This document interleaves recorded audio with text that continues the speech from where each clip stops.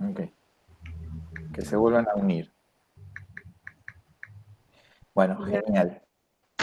Bueno, vamos a empezar. Bueno, primeramente les queremos dar la bienvenida, tanto a Ana como yo, digamos que somos los profes de IAPT de FOBA, de la EMAD. La bienvenida tanto a los estudiantes, digamos, a los estudiantes que están acá, porque es la primera vez que vamos a juntar las FOBAs. Yo voy a seguir admitiendo gente, y nos pone muy contentos esta situación de estar acá, como a la gente de la Rosa de Cobre que tan gentilmente aceptó la invitación de charlar un poquito con nosotros y ser nuestros invitados, nuestros primeros invitados en estas clases virtuales que estamos organizando. No sé, Anita, si querés presentarte y decir algo más. Desmuteate, estás muteada.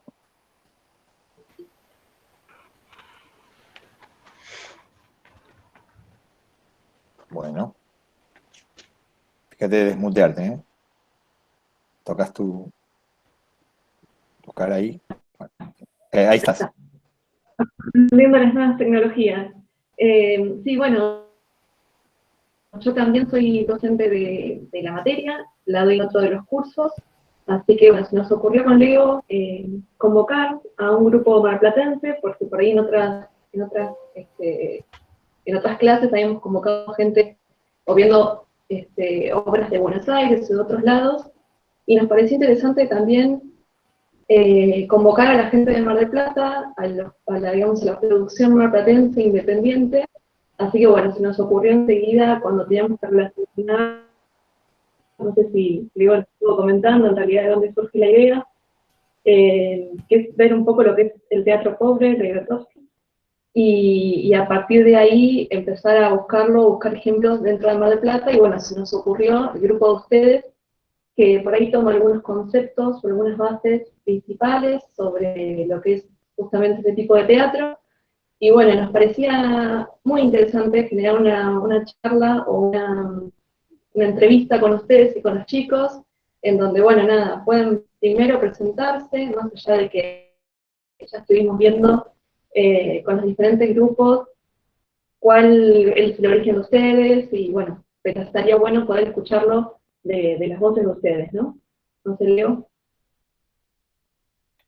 Sí, está muy bien eso, digamos, nosotros no le hacemos una introducción muy grande porque en realidad una de las tareas que estuvieron cumpliendo los estudiantes fue andar por las redes de ustedes, ver La Rosa, andar por el blog de ustedes, investigar un poco la historia, así que no nos vamos a detener mucho en eso. Pero si quieren, también para que sepan quiénes son dentro de toda la gente que entró, porque hay gente de todos los grupos reunidas, me gustaría un poquito que se presenten un poco y después, si quieren, empezamos con alguna preguntita disparadora, sé que ustedes van a hablar sin problemas.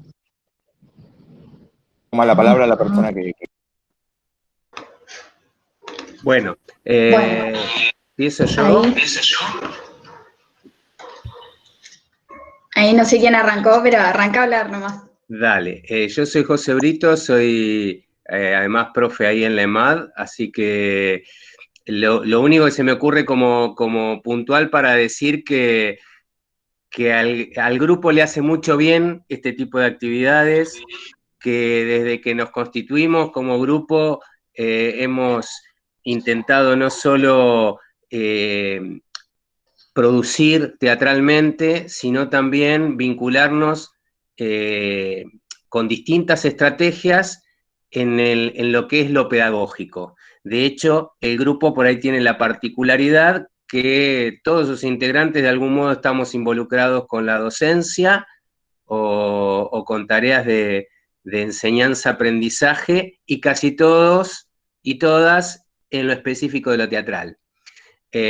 Con lo cual, esto de tender puentes entre lo que es el acontecimiento teatral y lo pedagógico, y desmontajes y funciones abiertas para escuelas e invitaciones que nos han hecho en otras oportunidades en la EMAD, para nosotros es algo que forma parte de nuestros intereses y de nuestros gustos. Nos damos muchos gustos en este sentido.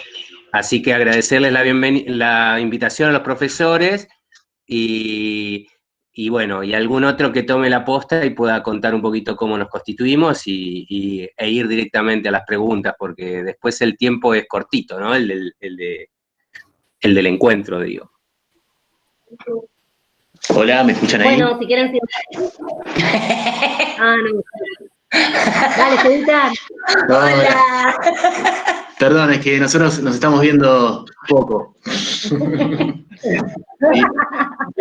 Nos alegra vernos, así que gracias por la invitación porque es una hermosa oportunidad para vernos las caras. Yo soy Esteban Badín. Cállate, Alejandro. Acá está Carla Rossi también, estamos juntos porque vivimos juntos. Y también profes de teatro, egresados de la EMAD.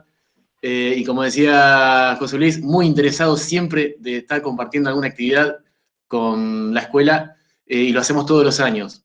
Por suerte, la producción del grupo nos ha acercado siempre a la escuela. Así que estamos muy contentos de estar intercambiando ahora lo que ustedes necesiten.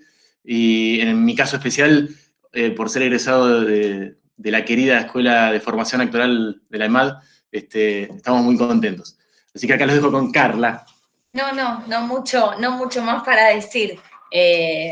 También, bueno, mi nombre es Carla Rossi, soy egresada también de la EMAD en la carrera de formación actoral y en el profesorado de teatro, así que nada, más que agradecida con esta invitación. No sé si Belu quiere contar y Ale un poco el origen del grupo y eso, así pasamos a las preguntas.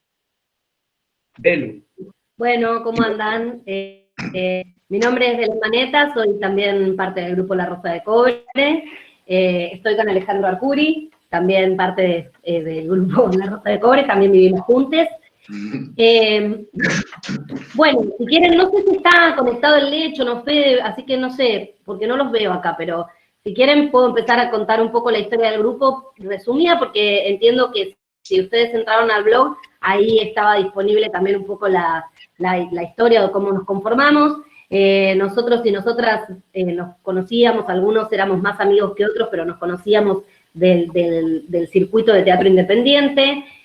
Todos de alguna manera y todas tenemos un trayecto bastante largo en relación a nuestra edad en el teatro independiente de Mar del Plata. Algunos han estado por otros lugares que no son Mar del Plata. Y en un momento nos guió, digamos, la inquietud de primero trabajar juntos y juntas, y también sentir que teníamos una afinidad estética e ideológica, que obviamente ahora que el grupo está cumpliendo más de 10 años, podemos decir que esas afinidades del principio se fueron constituyendo ya como nuestro lenguaje en común como grupo, pero al principio sí intuíamos que teníamos algún estético en común y algo que queríamos decir, que no sabíamos muy bien qué era al principio, pero sí teníamos la certeza de que teníamos ganas de empezar a buscarlo juntos y juntas, y que teníamos una noción parecida de lo que significaba el teatro para cada uno y cada una de nosotras. Así arrancó La Rosa de Cobre. El primer espectáculo es el que ustedes han visto algún que otro fragmento, que es La Rosa de Cobre, el secuestro de Roberto Arlt, que lo tengo acá a mi lado, a Roberto Arlt. Y después de La Rosa de Cobre, el secuestro de Roberto Arlt, cuyo director fue un director invitado, que fue Manuel Santos Iñurrieta. Otro egresado de la EMAD. Otro egresado de la EMAD, que vive en Buenos Aires. Después se sucedieron varios espectáculos más. El segundo fue Mayo, la historia dentro de un teatro. El tercero fue El escapista, acerca de la vida de Lucio Lemont. Y el cuarto, que actualmente hasta la pandemia estaba en cartel, Ensayo sobre el miedo, distopía grotesca sobre el fin del mundo. Síntesis. Paso. Buenísimo. No sé quién falta. Pablo, si querés. Sí, decirle Pablo, a Belén. Hola, Pablo, ¿dónde estás, Pablo? Hola, estoy acá y quería agradecer la invitación, decir que soy Pablo, que soy el músico del espectáculo que vieron, y que Belén es una genia resumiendo, así que, y que me da mucho gusto verles a todos después de tanto tiempo, y queremos escuchar a Alejandro Arcuri, que dijo pocas cosas, me parece, porque yo me sumé medio tarde, no sé. Aguante la EMAD, loco, lo que es. Y no sé, ¿quién me Leo. falta? Me parece alguien más, yo no veo a nadie más. Falta Fede, yo soy Alejandro, pero adelante, por favor, modere, Leo Rizzi. Bueno, empiezo yo entonces. Un poco en esta parte del tránsito que hemos hecho, en este caso en la virtualidad, pero es el tránsito que habitualmente hacemos en esta materia, en IAPT, la primera pregunta que nosotros nos hacemos es ¿por dónde anda el teatro o qué es el teatro? Si tiene alguna materialidad, si uno lo puede asir, digamos. En principio trabajamos con las primeras impresiones o los a priori o los preconceptos que cada una trae, y después nos vamos metiendo como en distintos autores que tratan de, o que han tratado de descubrir esta palabra, digamos, y por dónde anda el teatro, lo teatral, la teatralidad, digamos. Eso es lo primero que estamos haciendo. Ya estuvimos compartiendo algunos textos, yo ya algo les adelanté a ustedes. El texto, leímos un poco de Peter Brook, leímos algo de García Huevi, y últimamente estamos dándole vuelta al texto del Teatro Pobre de Grotowski. Pensando un poco eso, digamos, esta es como la primera pregunta que nos gustaría hacerles, me parece, o que a mí me gustaría hacerles a ustedes, es, ¿ustedes cuáles creen que sería la definición de teatro, si es que existe, y la definición del teatro de ustedes, digamos? ¿Cuál es la que a ustedes les parece más cercana a la práctica que tienen?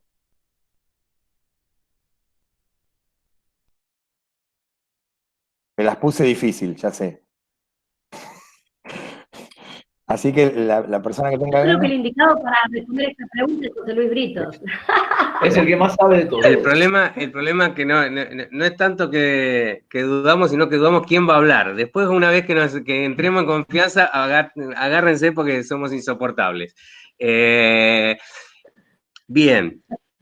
Nosotros creemos, en principio, que el teatro es muchas cosas al mismo tiempo, y en ese sentido cada uno tiene derecho también a construir su propia definición. Lo que para cada una y cada uno de ustedes sea el teatro es, en principio, ¿no? Es respetar esa amplitud. Como estamos, a ver, en un grupo que tiene una cierta continuidad de trabajo, hemos ido también encontrando algo de eso, de esas múltiples acepciones o definiciones o construcciones del concepto de teatro que nos es común. En principio creo que para todos fue un modo de expresarnos que elegimos, ¿no? Y me parece que eso es valioso. Encontrar en el arte un modo de expresión, que en principio es poder algo de nuestra interioridad, ponerla de manifiesto hacia afuera. También es un medio de comunicación, y lo entendemos así, por eso hemos considerado al teatro como un lenguaje y lo hemos enseñado así.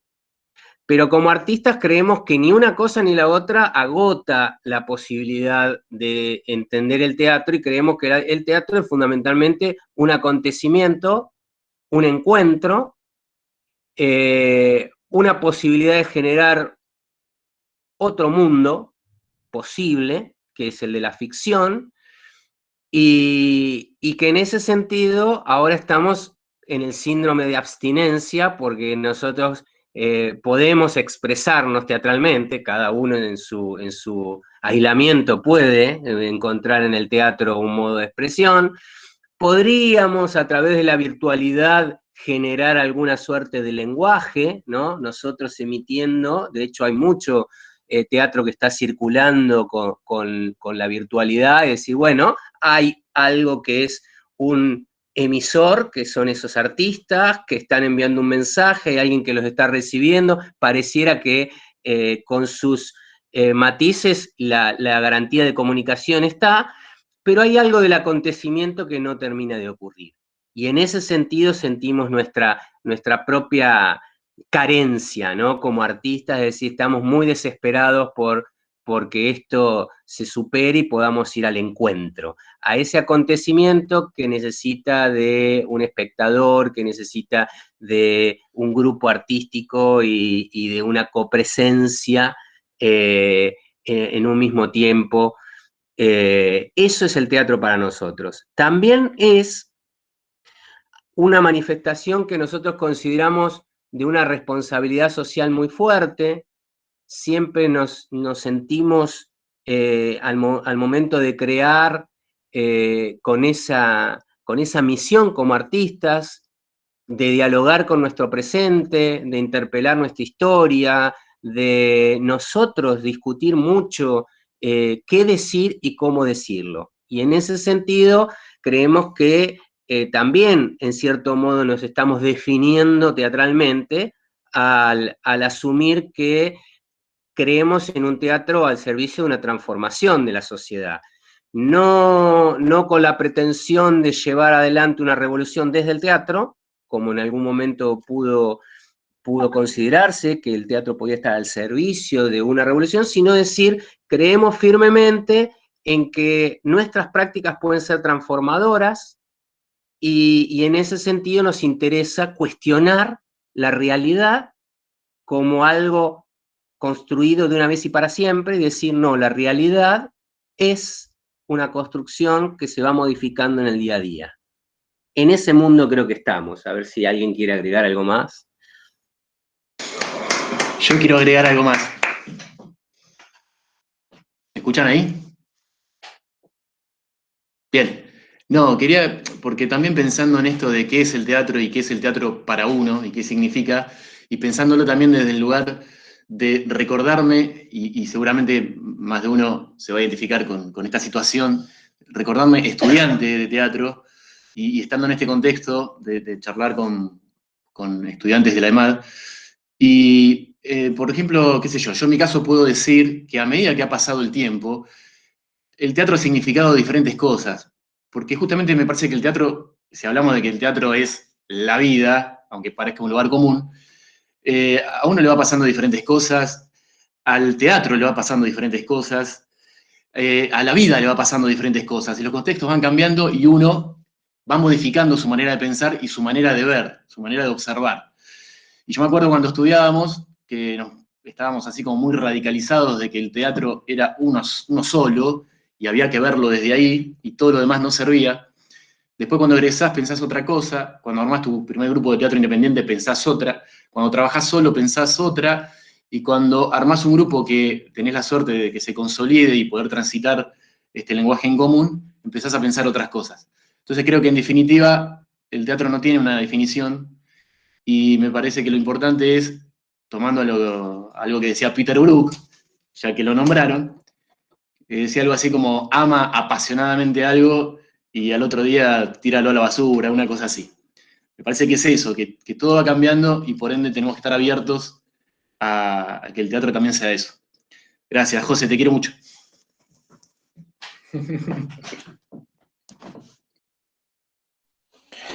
Bueno, y pensando un poco estas cuestiones, también me parece que viene a esta idea de preguntar cómo ven el teatro que ustedes hacen respecto al campo de Mar del Plata, digamos, cómo se relaciona con el resto de los grupos, cómo les parece que es el campo teatral de Mar del Plata, digo, bueno, nada, pensar un poquito esa situación, a ver ustedes quién quiere tomar un poco la palabra sobre eso.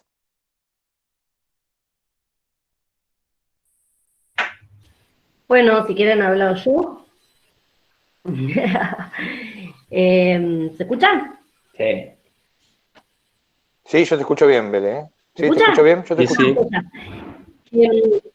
Bueno, nosotros nos sentimos absolutamente identificados con lo que sucede en el teatro independiente de nuestra ciudad. En realidad nos sentimos identificados con el teatro independiente como modo de producir y como modo de organizar y como modo de decir también. Muchos y muchas de nosotros participamos de la ATRA, de la Asociación de Teatristas de la Región Atlántica. El Teatro Independiente Mar del Plata en los últimos 10 años ha tenido un crecimiento impresionante. En en cantidad y en calidad. Nosotros nos sentimos parte de ese movimiento, que además trabaja de forma muy mancomunada, que genera espacios, digamos, de encuentro, de debate. Siempre estamos como tratando de pensarnos, de pensar nuestros lugares como artistas, de pensar el lugar del teatro en la sociedad, pero particularmente en nuestra ciudad, cómo darnos aliento, cómo hacer del teatro un lugar, no sé si masivo, pero un poco más conocido, cómo ayudarnos en la difusión, cómo definimos teatro independiente, ¿no? Que siempre es una pregunta que nunca llegamos a contestar, ¿no? Cuando nos juntamos. Bueno, teatro independiente es independiente porque tiene una forma determinada de producir, digamos, porque no tiene un productor detrás que le pone un dinero. Se puede hacer teatro independiente trabajando en un teatro oficial, se puede hacer teatro independiente, digamos, de contenidos ideológicamente polémicos, ¿no? Bueno, habría que definir polémico, ¿no? Pero siempre quiero decir que con esto siempre nos estamos como juntando y generando encuentros para pensarnos, nosotros como grupo de teatro independiente, pero con otros grupos, con otros colegas, con otras colegas. El Festival de la Atra es un ejemplo bueno, la Atra en general, la Asociación de Teatristas Independientes es un ejemplo de asociación que trabaja colectivamente para y por el teatro independiente de Mar del Plata, ¿no? No sé, es algo muy valioso del teatro de nuestra ciudad, me parece, la forma de crecimiento que ha tenido en organización también, ¿no? Y en tratar de siempre repensarse colectivamente. Nosotros de esa movida nos sentimos absolutamente parte. Sí, por ahí para agregar nada más que también como particularidad, cuando ustedes estudian campos teatrales, ¿no? Cada campo teatral tiene definiciones propias, tiene agentes propios, tiene una centralidad y una periferia, ¿no? En esos términos. Y para Mar del Plata es muy fuerte la estacionalidad para definir su campo teatral, ¿no? El campo teatral de Mar del Plata se define sobre todo por dos épocas bien diferenciadas, como son la temporada del verano y la temporada del invierno.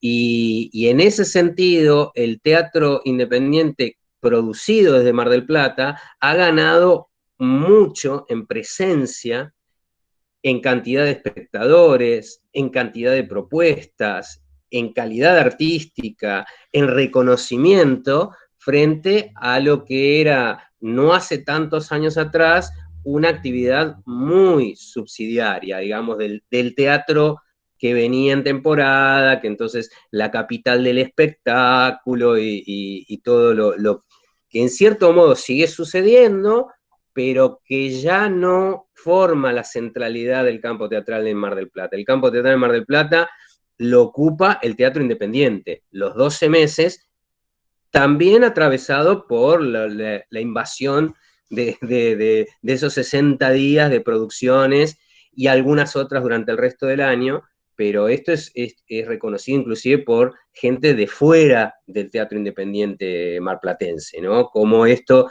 de la corriente de público que cada vez más se encuentra en las salas teatrales independientes o en salas oficiales, pero que programan a teatristas independientes de Mar del Plata, propuestas que son de su gusto, de su agrado, de sus búsquedas.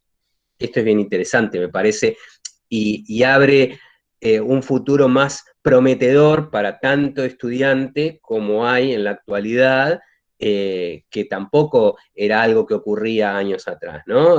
También el tema de la formación estaba como distribuida en muy pocos docentes, en muy pocas propuestas. Hoy hay una diversidad muy grande en ese sentido.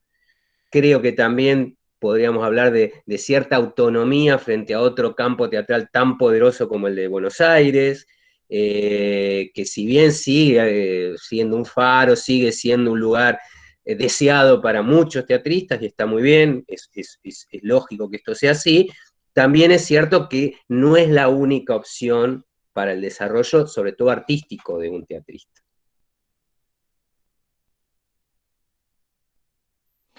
Bien, y pregunto yo, y con respecto a ese campo teatral, ¿cómo ven la estética de ustedes, no? Digamos, ¿cómo trabajan la estética, cómo la piensan, cómo creen que se desarrolló?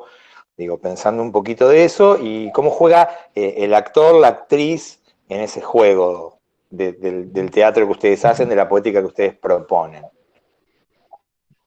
Sí, yo antes de que respondan me quedé en esto pensando, ¿no? Que también lo decía Belén, que lo que los unió a ellos fue la afinidad estética, ¿no? Que ya decidieron estéticamente qué era lo que querían contar, y así como decía José, también tomar esto de cómo decirlo, ¿no? Estéticamente, cómo trabajaron o cómo pueden contar un poco lo que tiene que ver con la decisión de tener esa estética. ¿Quién habla? Sí, en realidad podría yo corregirme en el sentido de que nosotros no teníamos una estética definida antes de juntarnos. Quizás teníamos gustos parecidos, las mismas cosas, nos interesaban algunas búsquedas en común, pero no teníamos una estética definida. Origen también heterogéneo, como para decir, veníamos con una estética predefinida. Claro, formaciones diversas de la EMAD, del Teatro de la Universidad, en la Universidad de Tandil, bueno, diversas, seminarios, clown, de esta formación, y sí, cuando nosotros decidimos convocar al director invitado para nuestro primer espectáculo, que es Manuel Santos Iñurrieta, también fue una decisión, una elección estética convocarlo a él, porque nosotros veníamos de ver una obra que a todos nosotros nos habíamos marcado, que es Crónicas de un comediante. Con el compañero Padín. Con el compañero Padín como protagonista, es un unipersonal, que lo había dirigido Manu Santos Iñurrieta, que además es amigo, y la impronta de la estética de esa obra y de su contenido nos sacudió a todos y a todas de una forma que cuando nos juntamos a pensar, en realidad nos sentamos a pensar sobre qué queríamos trabajar, salieron ideas, leímos textos, traíamos propuestas, en un momento apareció Roberto Art como para empezar a trabajar sobre el universo de Roberto Art, pero no queríamos hacer una adaptación de una novela de Roberto Art, sino darle una vuelta. Bueno, Federico fue quien se encargó de trabajar sobre esa dramaturgia, y una vez que teníamos eso definido, fue convocado Manuel Santos Iñurrieta. Y nos abandonamos a su mano. Y nos abandonamos a su mano, que fue recortando y guiándonos y haciendo un proceso de dirección según trabaja con, podríamos llamar, con algunos preceptos del teatro épico. Y entonces fue desde esa estética que él nos tomó y nosotros nos dejamos llevar. Y a partir de esa primera búsqueda, que fue La Rosa de Cobre, el secuestro de Roberto Art, nosotros fuimos definiendo una estética, pero podemos decir que nuestra mayor influencia fue el teatro de Manuel Santos, y particularmente la obra Crónicas de un comediante.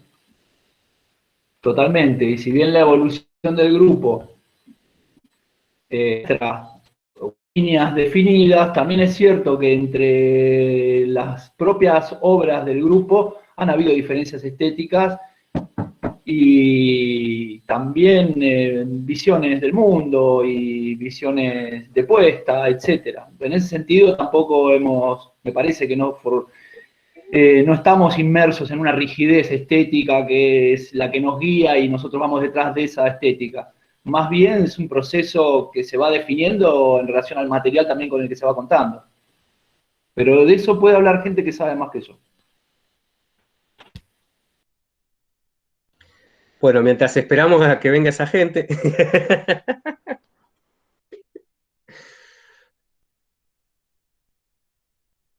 Bueno, no sé si quería sumar algo Pablo, o José, o Carla, o Esteban a esta cuestión. No, lo que sí es cierto que nuestro teatro ha estado definido muchas veces por lo político, ¿sí? O se podría llamar una especie de teatro político. Nos hacemos cargo de eso y es un posicionamiento que hemos tomado así, aunque sea sin querer, digamos, o queriendo. Donde lo político, lo histórico y lo económico ha estado siempre unido como una trilogía que no se puede que nos resulta inevitable que aparezca. Eso. Sí, nosotros sumando por ahí y contextuando un poco con los textos que habíamos leído, ¿no? En un momento Brooke, en el texto del Pez Dorado, habla de la situación de la política y lo político en el teatro, ¿no? Y por ahí con la gente que está bien con Yapete conmigo, decíamos, bueno, en realidad todo teatro es político, ¿no? Como todo preso es político, dicen los redondos, bueno, nosotros decíamos, bueno, todo teatro es político. Cuando los chicos hablan de teatro político, hablan específicamente del teatro épico del que hablaba Belén hoy, o el del teatro de Brecht, ¿no? Que después, más adelante, seguramente nosotros lo vamos a tratar, como para cerrar un poquito ahí. Bueno, a mí me parece que Ana, si te parece, abrimos un poco a preguntas de los estudiantes, de las estudiantes, a ver qué cositas van apareciendo. ¿Les parece bien? Sí, abramos a ver cuáles son las dudas. Bueno, la persona que tenga ganas, me parece, somos un montón, pero nos ponemos de acuerdo, habla el mic y pregunta.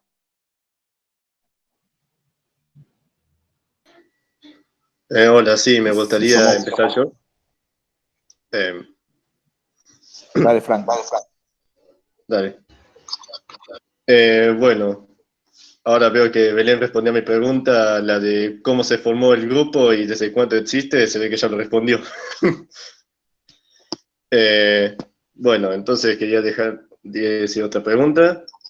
Bueno, en la que según estaba investigando en la página, en la obra Ensayo sobre el miedo, ¿dejan en claro algún tipo de mensaje para los espectadores, según digo yo?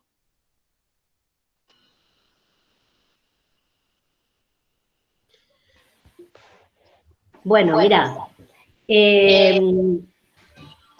así como la afirmación de todo teatro político, todo teatro deja un mensaje, en realidad en eso que decía José, en el diálogo, en el convivio, en el acontecimiento teatral, siempre algo te queda. Nosotros solemos ser muy explícitos porque nuestra forma es esa, digamos, ¿no? Lo cual no quiere decir que sea ni la única ni la mejor, pero no dejar lugar a dudas, no de lo que queremos que el espectador se vaya pensando, sino de lo que nosotros sentipensamos, digamos, ¿no? Claro, sí. En cuanto a la estética y en cuanto a, digamos, en cuanto al contenido y en cuanto a la forma. Es como una unión, ¿no? Contenido y forma es lo que hace para nosotros eso que queremos decir y cómo lo decimos. Sí. Buenísimo. Bueno, cerrá el mic, Frank, nos metemos ahí y hacemos medio bollo. Genial. Marcelo Rocco pregunta acá por el chat, dice, ¿cuál sería el rol del actor hoy en día como político, digamos, en tanto desastre mundial, ¿no? Es un poco lo que pregunta ahí. ¿Cómo ven, me imagino yo, cómo ven ustedes, digamos, el trabajo del actor en medio de este mare magnum que estamos viviendo en este momento? Pensándolo como un actor político, ¿no? A qué cosas puede transformar o no, digo, me imagino que va por ahí la pregunta. Claro, no sé. por ahí va en la misma línea. Nosotros siempre hablamos desde nuestro lugar y somos muy cuidadosos de, si bien tener cierta postura, no ser fundamentalistas ni absolutistas. No pensamos que el actor tenga que ser de una determinada manera, ni el teatro tenga que ser de una determinada manera. Hemos elegido, sí, un posicionamiento que hemos sostenido en este tiempo y que tiene que ver con una postura crítica respecto a lo que es la realidad y considerar que el arte puede, en ese sentido, si bien es político de por sí, puede posicionarse de diferentes maneras. Hay un teatro político como una poética, pudo haber existido en algún momento, pero si nosotros, al tiempo que decimos todo el teatro es político, diluimos las diferencias entre tantas manifestaciones y entre tantos posicionamientos estéticos e ideológicos, no nos sirve demasiado la categoría. Entonces decimos, bueno, sí, todo teatro es político, pero al interior de esto, ¿cómo nos posicionamos? hay un teatro más confrontativo, hay un teatro muy beligerante, muy de choque, muy de protesta, hay un teatro mucho más conformista que no se propone interpelar esa realidad y tomar partido por determinadas posturas. Entonces empieza a haber ciertas decisiones, conscientes o no, que uno como artista, como grupo de artistas va tomando. En este sentido yo creo, nos pasó con Ensayos sobre el Miedo una experiencia muy particular, que es sentir que estábamos hablando no solo de lo que estábamos viendo, sino de lo que se iba a venir. Es decir, la vigencia de nuestra obra nos superó a nosotros mismos y nos resuenan todos los días textos. Hay una característica que la hemos pasado por alto, pero que tal vez la conozcan ustedes. Todos nuestros textos los escribió Federico Poleri, que forma parte del grupo, ¿sí? En algunos casos, además, asumió rol de actor o de director. Pero siempre el dramaturgo fue él. Y esos textos nos resuenan permanentemente. Y creo que van a resignificarse enormemente cuando volvamos a hacer la obra, a la luz de este encierro, de toda la impronta que nos está quedando, también de manera consciente o inconsciente, de este aislamiento, del miedo al otro, que está a veces justificado y la mayoría de las veces totalmente injustificado, o exagerado, exacerbado, fogoneado.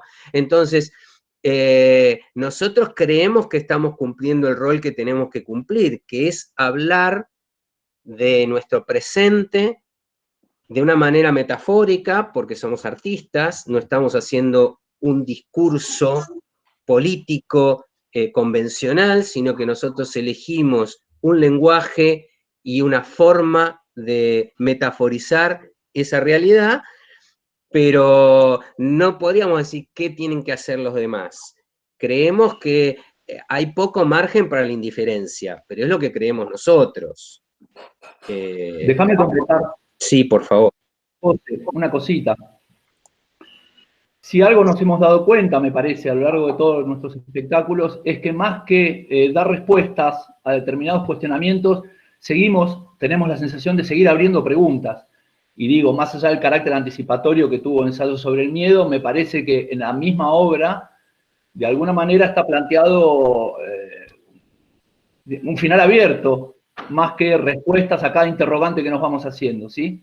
Digo que la lista de interrogantes se va ampliando a medida que uno va abordando los temas, ya sea el presente, el futuro distópico que nos tocó anticipar, o que le tocó anticipar a Federico desde la dramaturgia, o el pasado. Las conversaciones que hemos tenido con el pasado también han tenido esa característica. No cerrar, estar continuamente abriendo. Me parece que eso también tiene un carácter político interesante, en el sentido de que no nos andamos durmiendo en laureles, digamos, sino que vamos abriendo preguntas y abriendo algún tipo de camino. Es la sensación que como en Mayo.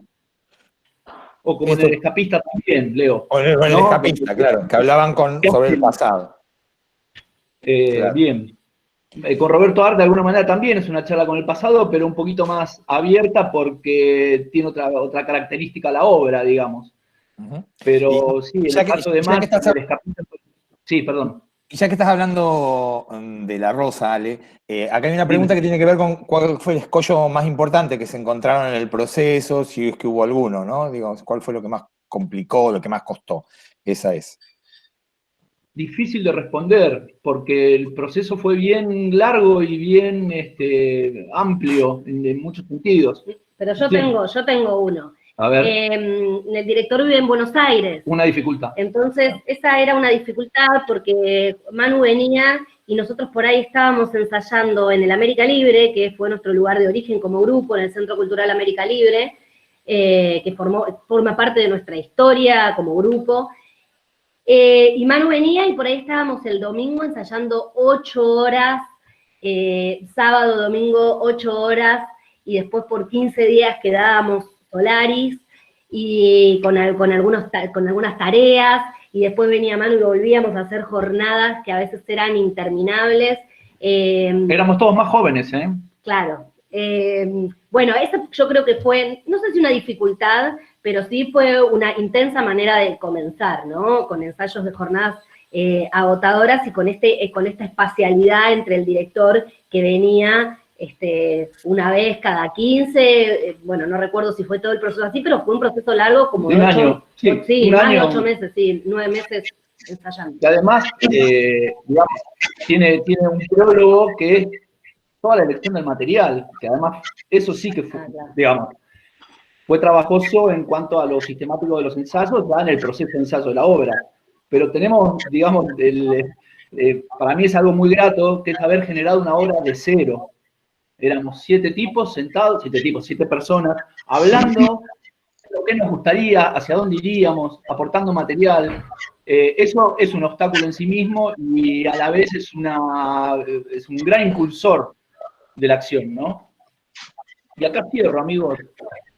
Y otra cosa que pasó fue que ensayamos muchos meses al principio en un espacio creyendo que la íbamos a hacer ahí la obra, en ese espacio, y un día nos dimos cuenta que había otro espacio mejor dentro del mismo centro cultural, que era el sótano, y terminamos haciendo la apuesta en ese espacio, o sea, en un espacio diferente. En su momento generó mucha crisis hasta que nos dimos cuenta que realmente era mejor por lo que sucedía en la obra, ¿no? Teniendo en cuenta que es un secuestro y un sótano venía hermoso.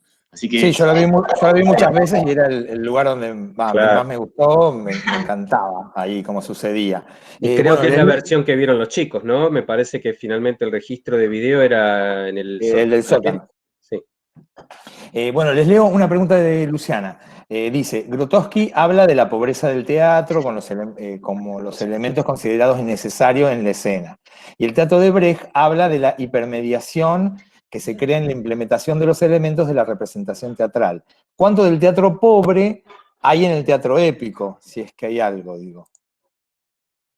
¿Dónde creen que aparece Grotowski en el teatro de ustedes, ¿no? En el trabajo del actor, bueno, no sé. En la idea de pobreza, ¿no? De simplificación. A ver si pueden, ¿quién tiene ganas de contestar ahí? Sí, a ver, es difícil la respuesta. Nosotros creemos que todos estos referentes han marcado claramente, teóricamente y en algunos casos también en la praxis, formas muy acabadas, modelos muy acabados, que son difíciles de traducir o de trasladar a otras realidades en el tiempo y en los espacios. Por lo tanto, seguramente sea difícil encontrar un teatro grotowskiano puro, stanislavskiano puro, brechtiano puro. Creo que a esta altura de los acontecimientos, en pleno siglo XXI y en un contexto tan distinto al que fueron generadas estas propuestas, creo que hay mucha mixtura, que hay mucha hibridez de procedimientos, de estrategias, de estéticas.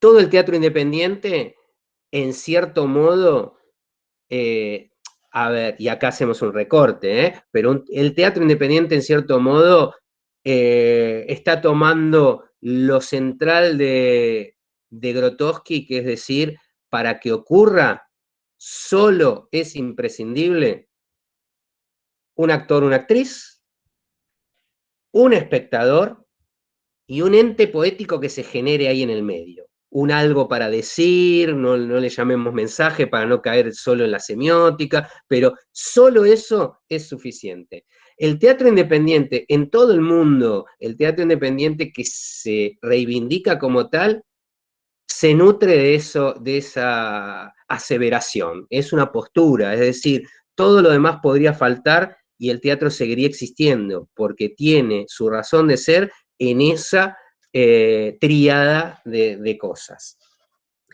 Brecht nos viene a plantear sobre todo procedimientos para generar un determinado efecto en el espectador, ¿no?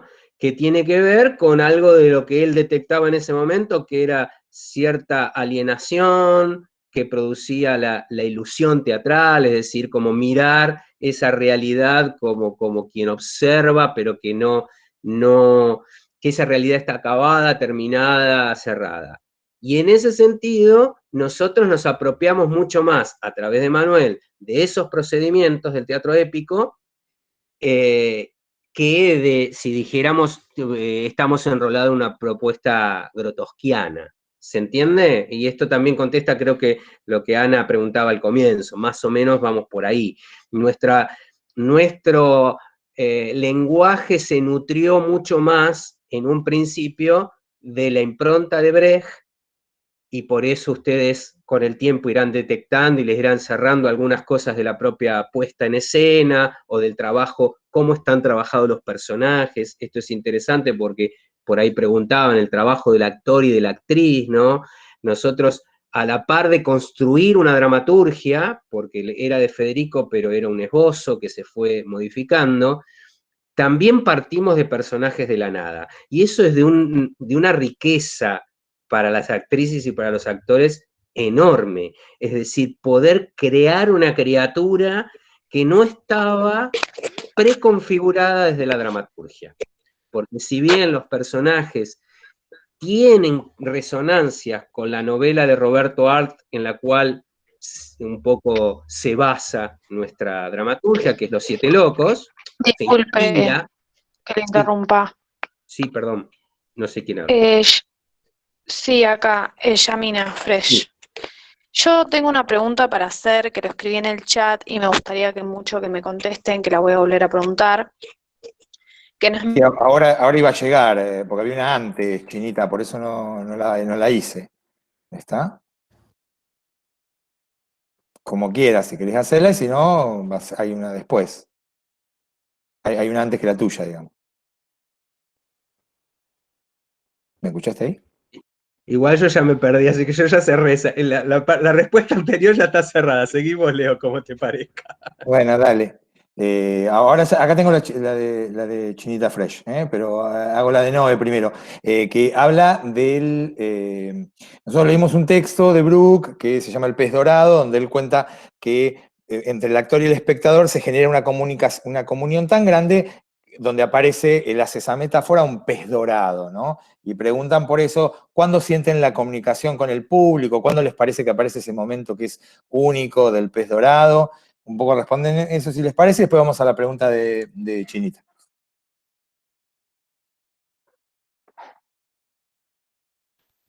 Yo una vez vi pasar un pez dorado, pero no sé si lo agarré. En el puerto de Mar del Plata. Se ven pasar más que agarrarse. A veces se agarra y está ahí, y se percibe, y cuando parece que uno la agarró, se fue. Y hay que volver a agarrarlo en otro momento. Y depende del estado personal de cada uno y del clima que se genere durante una obra, ¿no? Y en el proceso creativo también, por supuesto, hay peces dorados que uno va viendo y agarrando y tomando, y desechando y volviendo a agarrar. No sé si contesto la pregunta. Hola. Sí, genial. Dale, Lechón, dale. ¿Quién suma? No sé. Bueno, no, que también pensaba en que hay momentos, como pensaba en funciones, funciones muy, muy especiales en las cuales es muy, muy fuerte lo que sucede, por ejemplo, en el contexto. Pensaba que nosotros estrenamos el espectáculo en 2009, La Rosa de Cobre, el que vieron ustedes, el secuestro de Roberto Arlt, y en el contexto del estreno hacíamos funciones en el sótano de la América Libre los días lunes y los días viernes. Apenas estrenado el espectáculo, antes de la segunda función, había una situación muy, muy grave en un barrio de Mar del Plata, en el barrio Pueyrredón de Mar del Plata, donde un grupo de familias habían recuperado unas tierras y estaban que los querían desalojar. Fue una situación muy, muy grave en ese barrio, y en ese contexto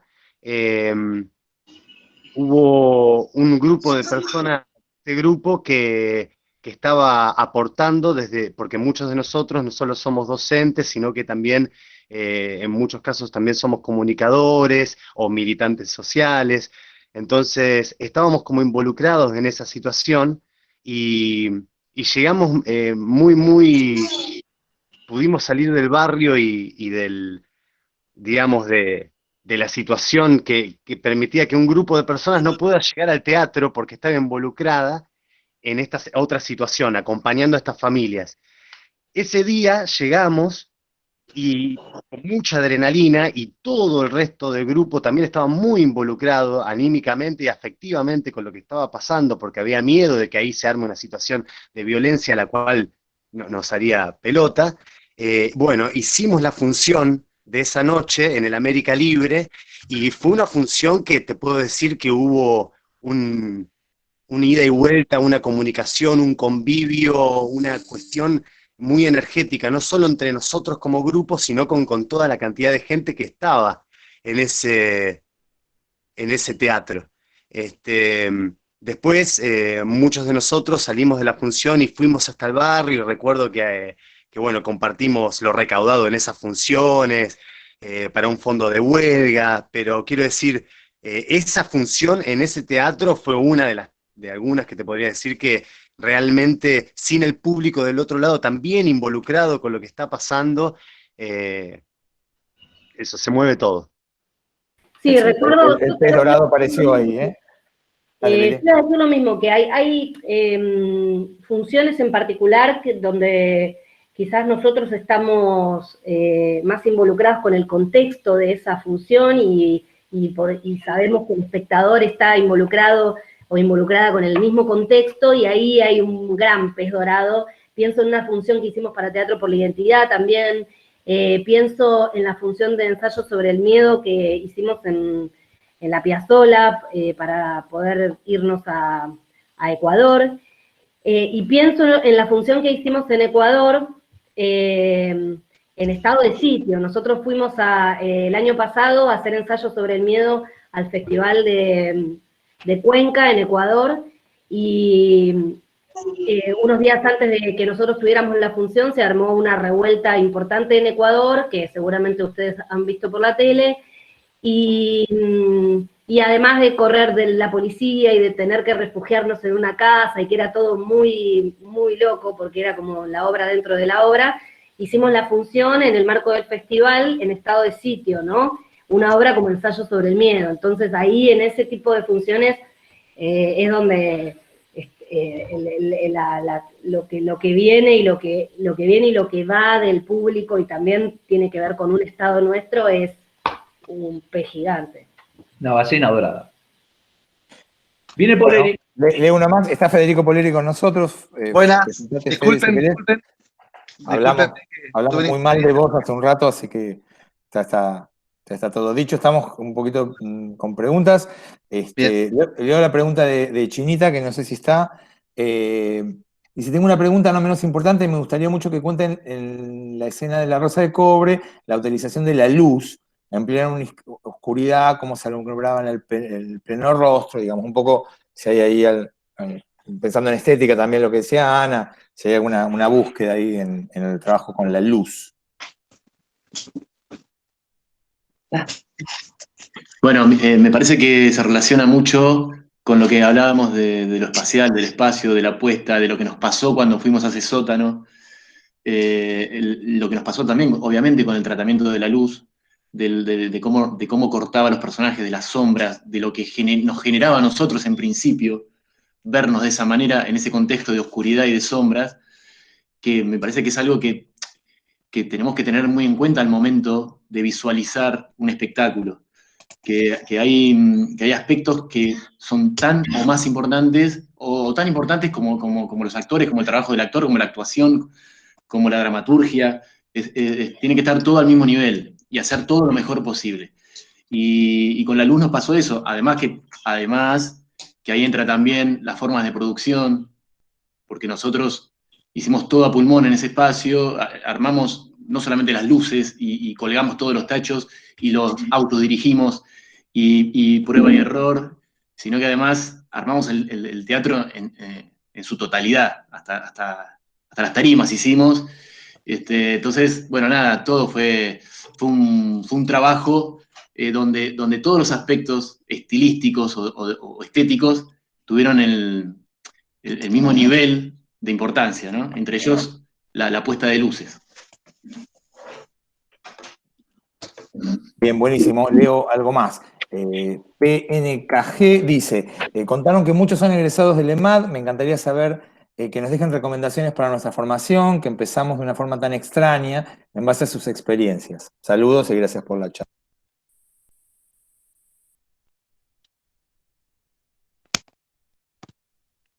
¿Cómo piensan la formación? ¿Cómo creen que sucede? La formación del actor, de la actriz, acá en Mar del Plata, o del docente también, si quieren hablar de eso. A ver, los egresados del EMAD, vamos.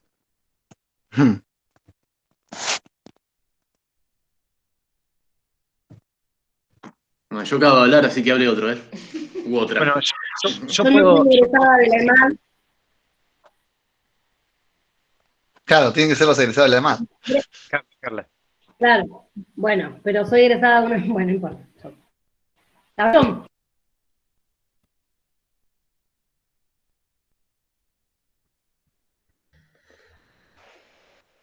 ¿Quién habla? Bueno, ¿cómo vemos entonces, Pablo, ¿quería decir algo? No, yo decía que podía aportar desde el lado de estar actualmente cursando el último año de la carrera. Claro, O sea, Pablo es compañero de cuarto de profesorado, ¿no? De la gente, para la gente de FOBA. Claro. Y como que desde ese lugar también es una situación extraña. Ustedes, la pregunta era, bueno, nosotros estamos comenzando, yo estoy terminando. Yo lo que puedo recomendar y aportar es que sigan, digamos, que si tienen, o sea, que primero que tengan el campus ahí a mano, en la medida de lo posible que vayan viendo todos los contenidos y que lo vayan haciendo cuando van pudiendo, ¿no? Pero que le vayan dando pelota porque el material que ahí se comparte es muy, muy bueno y porque los docentes son muy, muy, muy buenos y es una súper oportunidad. Claro, el contexto es distinto, la situación es inesperada. Y después que soy optimista y me parece que vamos a poder continuar el camino y que vamos a poder en algún momento recuperar el contacto con todos los protocolos, los recaudos y demás, pero que continúen ahí, que hay cosas resarpadas. Yo quería, yo no soy egresada de la EMAD, soy egresada de la Facultad de Tandil, pero sí hay algo que está bueno saber, que es que la formación no se termina nunca, digamos, ¿no?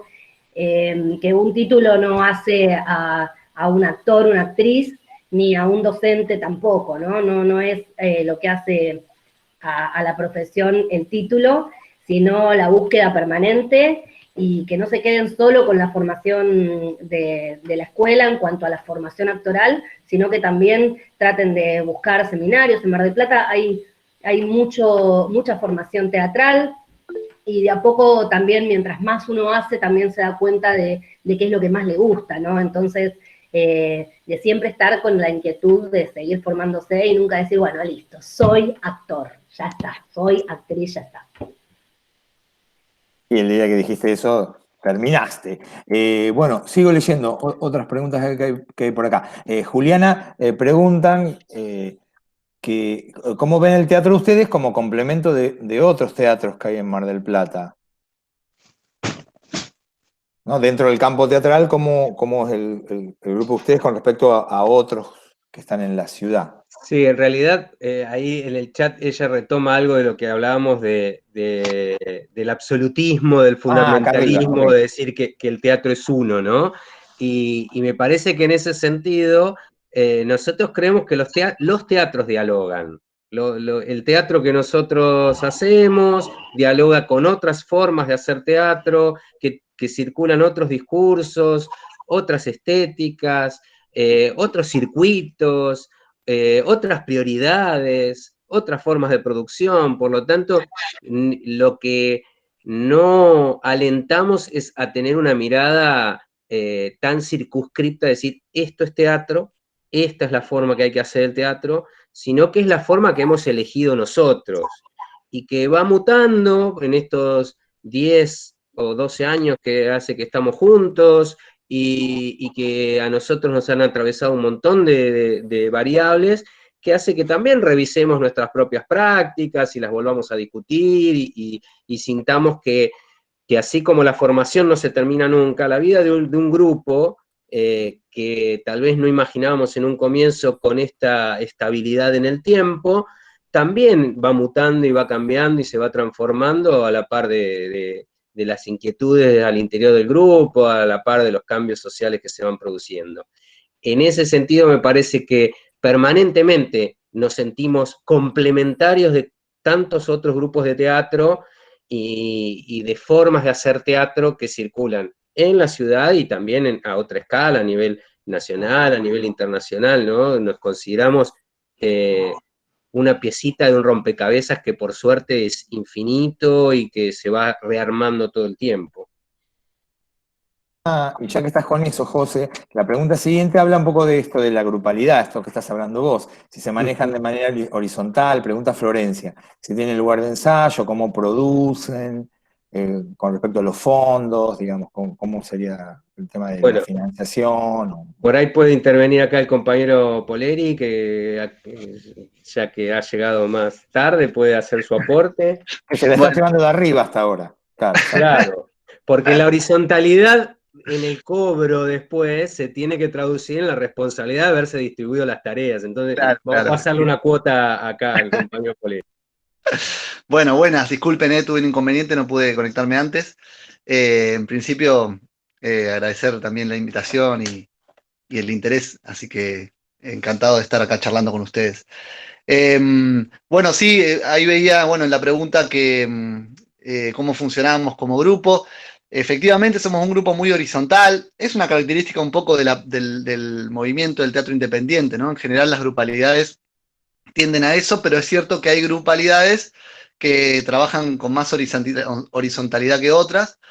Nuestro grupo es un grupo que desde su constitución es muy horizontal, porque también quizás por el modo en que nos constituimos, ¿no? No es que hubo alguien que convocó al grupo para hacer una obra de teatro o para conformar el grupo, sino que en realidad partió de una inquietud colectiva, ya desde el arranque, ¿no? Nos juntamos un grupo de amigos, de colegas, de artistas a trabajar sobre... hablamos de eso. Bien. Del origen del grupo. Perfecto. Bueno, entonces... Es lo mismo, tipo reality show, tipo juego de televisión. Perdón. No, entonces decir solamente que por esa, digamos, ese orden que ya se contó, es lo que le dio las características horizontales de funcionamiento. Entonces, esa es la manera de trabajo que tenemos. También creo que preguntaba si entrenamos. La realidad es que hoy no estamos haciendo entrenamiento teatral por fuera de las producciones que hacemos. Eso siempre fue como algo que tuvimos intención de lograr, pero que en realidad no pudimos sostener una actividad extra producción artística, es decir, nos concentramos durante estos años en el trabajo para poder llegar a las producciones que nos planteábamos, ¿no? Para trabajar para cada obra. Y eso fue lo que hicimos y en lo que nos concentramos. Y después se fue dando de manera muy horizontal la distribución de las tareas y las responsabilidades.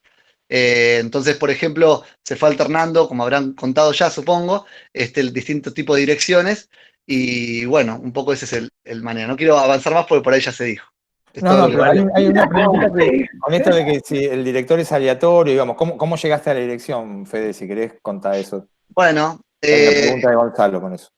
Bien, en el caso mío, yo no había dirigido nunca, o sea que el último espectáculo me tocó a mí. El primer espectáculo lo dirige Manuel Santos Iñurrieta, como ya habrán contado, La Rosa de Cobre, después dirige Alejandro Arcuri y Esteban Padín, después él dirige solo Alejandro Arcuri, y en el cuarto dirijo yo. Las obras sí las escribí todas, y bueno, en realidad lo que fuimos alternando es eso. Yo creo que el grupo da para que eso siga circulando, ¿no? A mí me parece que las características del proyecto artístico que tenemos nos da esta posibilidad, ¿no? De ir experimentando y explorando según incluso las necesidades y las ganas y el deseo que cada integrante del grupo vaya teniendo, ¿no? De hecho, no en todos los proyectos hemos actuado todos o todas. Eso va variando, ¿no? Para mí fue una experiencia muy placentera haber podido experimentar la dirección. Y no sé si por ahí con otras características grupales lo hubiese podido hacer, ¿no? Si estuviera en un grupo donde hay un director que es el que dirige y el resto no puede hacerlo. Entonces, en ese sentido, yo creo que ha sido muy enriquecedor a pasar por la experiencia de dirigir a este grupo, que además tiene características muy particulares. Por lo menos, y esto yo siempre lo digo cuando me preguntan sobre mi experiencia en la dirección de Ensayos sobre el Miedo, que es que, digamos, realmente los integrantes y la composición del grupo facilitan mucho esa tarea. Dirigir es difícil, muy difícil. Yo lo he hecho solamente esta vez, pero me di cuenta de lo complejo que es la tarea, ¿no? De esta necesidad de poder estar en la totalidad de las decisiones del hecho teatral.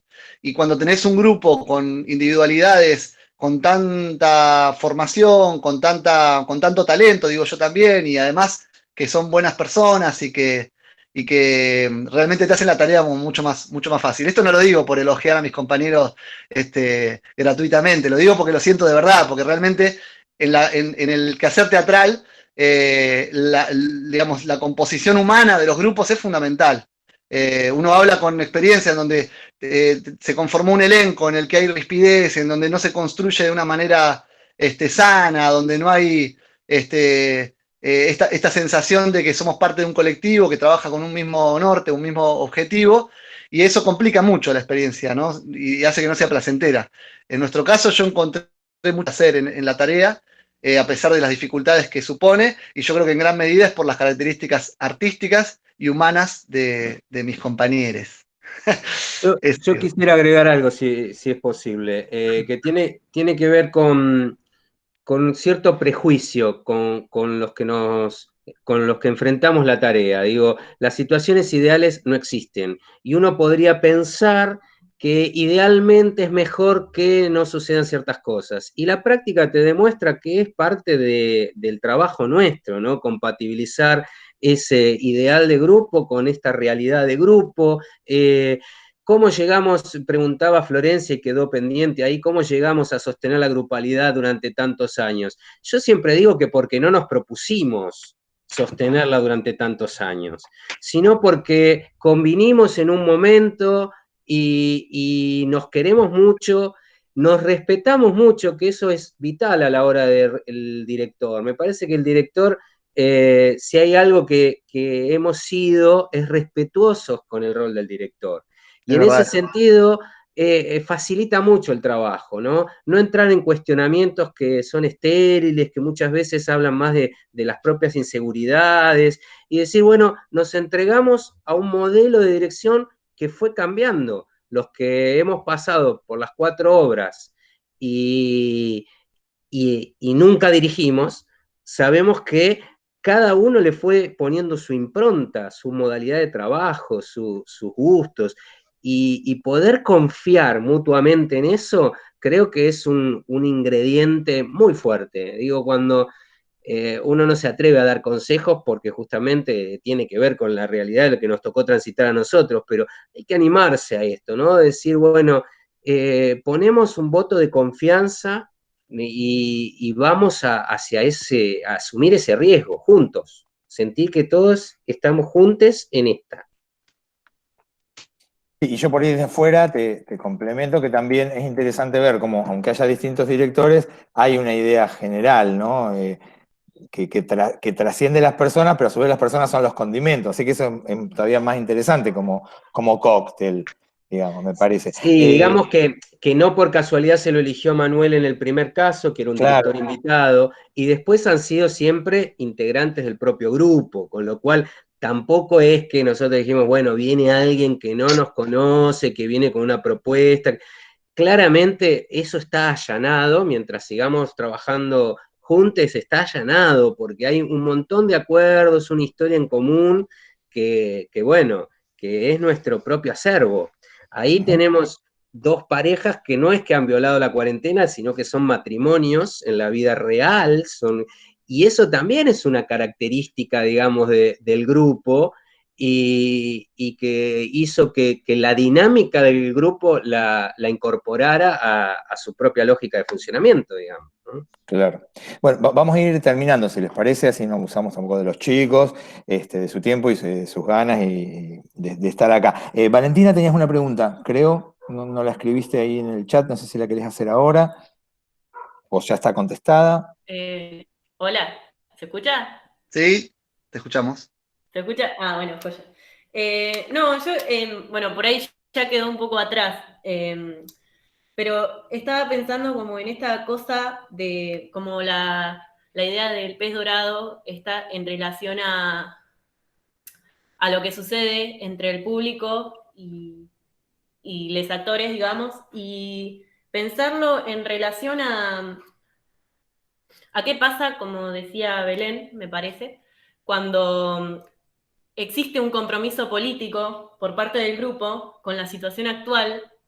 Me parece que es muy interesante ver lo que sucede en ese caso, cómo le llega al público y pensar a qué público se le dirige y pensar ese mensaje como cómo puede funcionar en relación con lo del pez dorado. Me cuesta explicarlo, pero como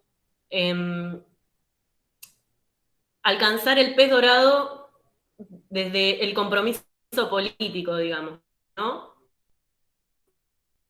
Con lo que se quiere decir en el entre que ocurre entre el actor y el espectador, digamos, ¿no?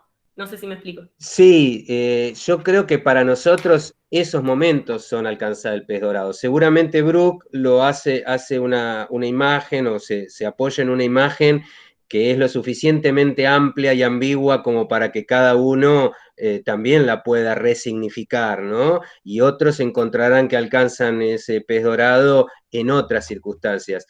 No por nada Pablo trajo a colación esa anécdota de esa función que para nosotros fue realmente muy importante, después las que trajo también a colación Belén.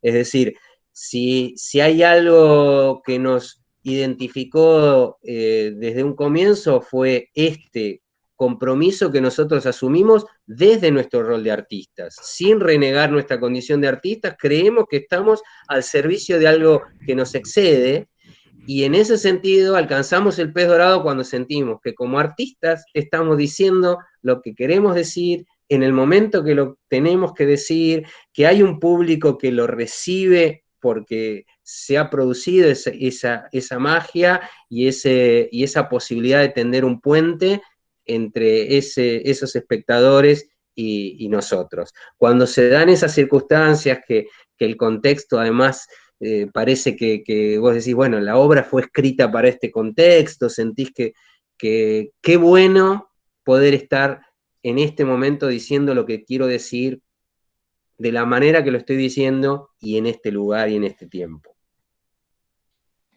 Buenísimo. Bueno, vamos a hacer la última pregunta acá que llegó por el chat y que tiene que ver un poco con el futuro del teatro, digamos, en este momento tan complicado que estamos viviendo, si ustedes vislumbran alguna situación, cómo creen que continuará esto, digo, es un poco la inquietud que tiene uno de los integrantes de acá, Luciano, pregunta eso. Así que si quieren, por ahí me parece que es como una buena reflexión como para ir terminando. Fede. Bueno, tiro yo alguna puntita y por ahí el resto se mete, porque aparte, la realidad también es que no es que sobre todos los puntos tenemos todo conversado y podemos hablar por el grupo en cada respuesta, ¿no? Supongo que dentro del grupo también van a existir distintas miradas respecto de del futuro del teatro. Mi perspectiva, puedo hablar hasta discutimos un poco sobre algunas cuestiones. Hasta a veces, claro, tal cual. Hasta a veces discutimos y no nos ponemos de acuerdo. Eso vale también. Pero sí, yo puedo decir, por eso digo, mi perspectiva respecto de la cosa. Yo trato de pensar en este contexto como en un paréntesis de la actividad teatral. Nosotros sí, creo que esto es coincidente en el grupo. Creemos que el teatro es convivio, ¿no? Que el teatro es ese ritual de encuentro físico entre un grupo, en un elenco, que comparte un hecho teatral y un público que especta ahí presente, en presencia. Después, obviamente, las circunstancias y digamos, los seres humanos nos vamos adaptando a las distintas circunstancias y aparecen formas en que se intenta, obviamente, llenar los vacíos que nos impiden en este momento algo como tan esencial para el teatro, que es el convivio, que es el encuentro. Hoy no lo podemos hacer y eso, de algún modo, interrumpe las posibilidades de realizarlo. Pero yo creo, digo, que esto va a pasar. Es decir, que esto no es que va a ser para siempre de esta manera. Y en ese sentido, me gusta pensar que estamos hablando de un paréntesis, de la actividad que se va a recuperar prontamente y que en todo caso, mi sensación es que a veces la ausencia de las cosas, esto hay un texto de La Rosa de Cobre que lo dice que uno se acuerda de que en su boca habitan dientes cuando un diente le proporciona dolor, ¿no? A veces la ausencia de las cosas, digo, por ejemplo, el hecho de que la valoración del convivio, como la estamos sintiendo ahora, como una necesidad hasta física, vital, tiene que ver con la ausencia de él, con la imposibilidad de él, ¿no? Eso que nos provoca cierto dolor, cierta angustia, es lo que nos recuerda lo importante que es para nuestra vida el encuentro, el interpersonal, el convivio en términos generales, y la actividad teatral en particular, que es algo que para nosotros tiene algo muy, muy especial, ¿no? Más allá de lo artístico, digamos, desde lo humano, ¿no? Porque nos sana en muchos aspectos, ¿no?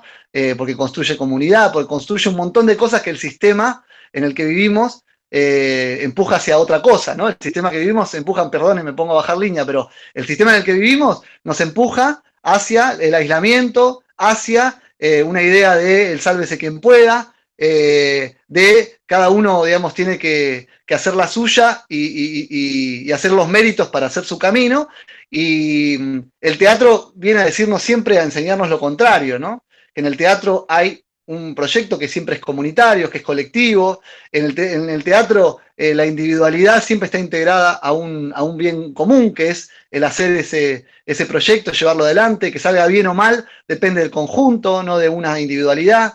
El teatro tiene una temporalidad diferente de un montón de otras cosas de la vida que nos conecta o nos resincroniza a un tiempo que es el tiempo, yo creo que es el tiempo de la tierra, que no lo digo yo, lo dice, por ejemplo, Mauricio Cartún, habla de que para él el teatro es el humus de la cultura.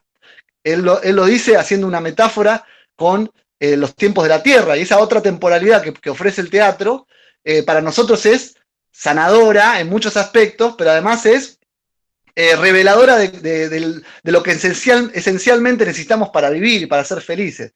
Entonces, conectándonos desde ese lugar con la actividad teatral, digamos, lo que pasa con este aislamiento forzado para cuidarnos por la pandemia, es que se va, creo yo, a robustecer nuestro deseo de reencontrarnos. Y cuando eso pueda ocurrir, que yo creo que va a ser pronto o en un futuro inmediato, va a ser maravilloso como siempre lo es el teatro. Eso es lo que se me ocurre decir sobre esto ahora. Yo quiero agregar una sola cosa, si puede ser. El teatro tendrá más o menos 3.500 años, ¿no? Y seguimos acá. Nadie lo ha podido matar. Claro que sí. Así que en ese sentido yo personalmente tengo cierto optimismo. Siempre va mutando todo, pero me parece que ese germen, ese humus va a seguir estando ahí. Sí, yo quería también decir que el otro día justo discutíamos con Fede acerca de si este paréntesis era posible, ¿no? Él decía, para mí hay que pensarlo como un paréntesis y punto, ¿no? Pero al mismo tiempo, bueno, yo soy profe de teatro y el teatro, de alguna manera, hay espacios que obligan a continuar, ¿no? Es como que ese paréntesis no es total, entonces que en determinados puntos nos obligó a repensarnos, nos obligó a repensar el teatro, o a repensar algo que puede llegar a tener algún punto de contacto con el teatro sin el convivio. El otro día Spregelburg decía, bueno, pero pensemos qué cosas nos limita el convivio y aprovechemos en esta situación las cosas a trabajar sobre esas cosas que el convivio nos limita, ¿no? Bueno, no sé, yo creo que sí es un momento de muchas preguntas, que sí es un paréntesis, pero que, por ejemplo, el otro día yo participé de una reunión donde se está armando el protocolo de vuelta a las clases de teatro, ¿no? De los centros culturales y la red de salas y la ATRA, Y bueno, y en la reunión se discutía, bueno, cuántos metros cuadrados, o sea, que los alumnos podían volver a tomar clases de teatro en un cuadrado delimitado, sin tocar nada, con una máscara transparente, ¿no? Y uno lo piensa así, una clase de teatro sin entrar en contacto con otro, con una máscara transparente y poniéndome alcohol en gel cada 10 minutos, y lo piensa como un imposible. Ahora, si uno piensa, ¿es eso o nada?, ¿no? En este contexto, sobre todo por una cuestión de necesidad artística y laboral también. Entonces, si es eso, nada, te obliga a tener que pensarlo, ¿no? Entonces, ese paréntesis es relativo también, porque hay cosas que se siguen pensando y reinventando. En definitiva, es teatro pobre, pero un poquito menos porque necesitamos también las máscaras y los barbijos. O sea que al teatro pobre le agregamos ese condimento y ya estamos, nos alineamos con Grotowski post pandemia. Claro, y con lo que está el alcohol en gel, muchísimo menos. Bueno, muchísimas gracias. Con Ana les queremos agradecer muchísimo a ustedes, al grupo que ya se ha acercado, y también a todos los estudiantes de FOBA, digamos, que están acá y que han compartido la charla. Tenemos la posibilidad técnica de grabarla, así que la vamos a subir a las 3 aulas, y también se las vamos a compartir como un material que para nosotros es valiosísimo. Así